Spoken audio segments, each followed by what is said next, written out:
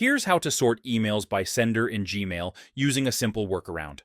If this video helps you, don't forget to like and subscribe for more quick Gmail tips. First, open your browser and go to gmail.com. Sign into your Gmail account if you're not already logged in. At the top, click on the Gmail search bar. Type from, followed by the sender's email or name. For example, type from :Amazon or from :John at example.com and press enter. Gmail will now show all emails sent from that specific sender. This is the fastest way to group emails by sender, since Gmail doesn't have a one-click sort button. If you want, click the filter icon on the right side of the search bar. From here, you can create a filter to automatically label, archive, or delete emails from that sender. And that's it.